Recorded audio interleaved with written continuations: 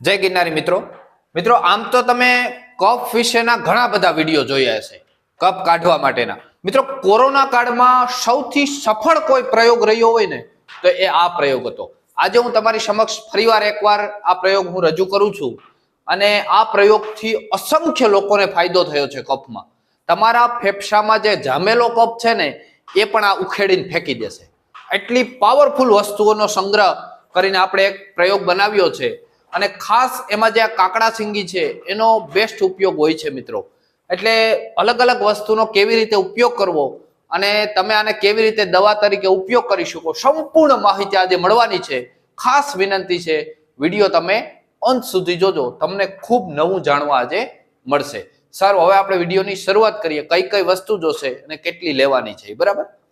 પહેલી વસ્તુ છે જેઠીમધ, જેને હિન્દીમાં મિત્રો મુલેઠીના નામથી ઓળખવામાં આવે। એક પ્રકારનું લાકડું હોય છે, લાકડાની ડાળી હોય ને એવા કટકા હોય છે અને એને ભૂકો કરી એનો પાવડરનો ઉપયોગ કરવાનો હોય છે।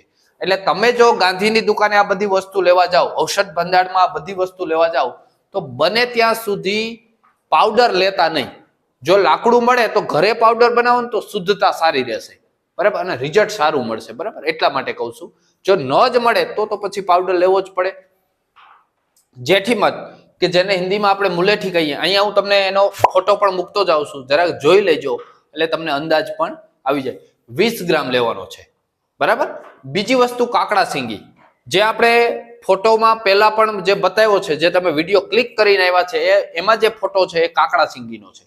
કાકડા સિંગીનું એ લીલું ફળ છે મિત્રો। અહીંયા આપણે એના સૂકા ફળ લેવાના છે, ગાંધીની દુકાને એના સુકાયેલા ફળ મળી જાય। એનો એક એક કટકો ખાવાથી પણ મિત્રો કફ છૂટો પડે છે બરાબર। અહીંયા આપણે કાકડા સિંગીનો પાવડર લેશું, કાકડા સિંગીનો પાવડર 20 ગ્રામ લેશું। ત્રીજી વસ્તુ છે લીંડી પીપર, જેને પીપલ્લી હિન્દીમાં કહેવાય છે। આ લીંડી પીપર નાની હોય છે અને તીખાસ વાળી હોય છે, એ તમારે લેવાની છે, 20 ગ્રામ લેવાની છે। એનો પણ અહીંયા ફોટો મૂકી દઉં છું। ચોથી વસ્તુ મિત્રો લેવાની છે લવિંગ, ખૂબ જાણીતી વનસ્પતિ છે બરાબર। એનું ફળ લેવાનું છે લવિંગનું, એ 20 ગ્રામ લેવાનું છે। અને છેલ્લી વસ્તુ છે મિત્રો દાડમની છાલ, સુકાયેલી છાલ, લીલી નહીં, કેવી? ઘરે પણ દાડમ તમારું પડ્યું હોય એને તમારે દાડમને ફોલી સૂકવી નાખો તો પણ ચાલે, અથવા તો આ છાલ છે એ ગાંધીની દુકાને મળી જશે। આ બધી વસ્તુ સહેલી રીતે મળી જાય છે, કોઈ બી હાઈફાઈ વસ્તુ છે નહીં, સમ પ્રમાણમાં બધી લીધી છે। વધારે પ્રમાણમાં તમે દવા બનાવવા માંગતા હોય તો 50-50 ગ્રામ લઈ શકો અને ઓછી બનાવવા માંગતા હોય તો 10-10 ગ્રામ લઈ શકો બરાબર। તમારી ઈચ્છા જેવી પ્રમાણે લેવી, બધાનો વ્યવસ્થિત પાવડર કરી નાખવાનો છે મિત્રો। પાવડર કર્યા પછી હવે શું કરવું એ હું તમને આગળ કહું। મિત્રો એક વિનંતી ખાસ કરવા માંગુ છું, વિડીયો પસંદ આવે ને તો એક લાઈક આપજો બરાબર। આવા અલગ અલગ વિડીયો બનાવવાની મજા આવે અમને પણ, અને ચેનલમાં ન હોય તો સબસ્ક્રાઇબ કરી લેજો મિત્રો।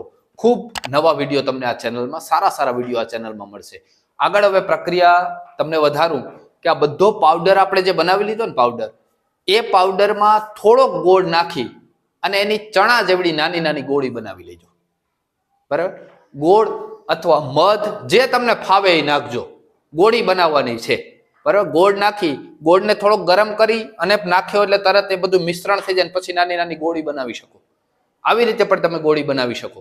આ ગોળી નાની નાની થઈ જાય ને પછી તમારે 1 થી 2 ગોળી, જેવી શક્તિ વાળો માણસ, 1 થી 2 ગોળી સવાર બપોર ને સાંજ પેલા મોઢામાં નાખી અને એને મમડાવવાની છે, થોડીક વાર ચૂસવાનો છે, એનો રસ અંદર જાય અને રસ અંદર વહી જાય પછી તમારે થોડુંક માથે ગરમ પાણી પી લેવાનું છે બરાબર।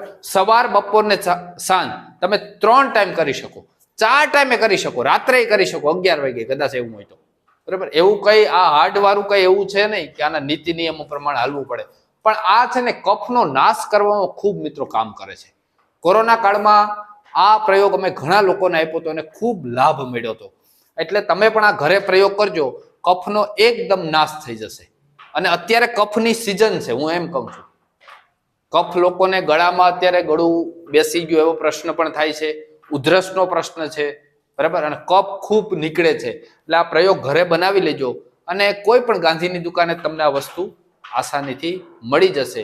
એટલા માટે ખાસ આ પ્રયોગ તમને બનાવવા હું વિનંતી કરું છું અને તમને રિઝલ્ટ 100% મળશે એમ કહું ને બરાબર, 100% રિઝલ્ટ। અને હા મિત્રો, જો કોઈને ઉધરસનો ભયંકર પ્રશ્ન હોય તો આપણે હમણાં 2-3 વિડીયો મૂક્યા છે ઉધરસ ઉપર, ખાસ જૂના વિડીયો જોજો, તમને ઘણું બધું નવું જાણવા મળશે.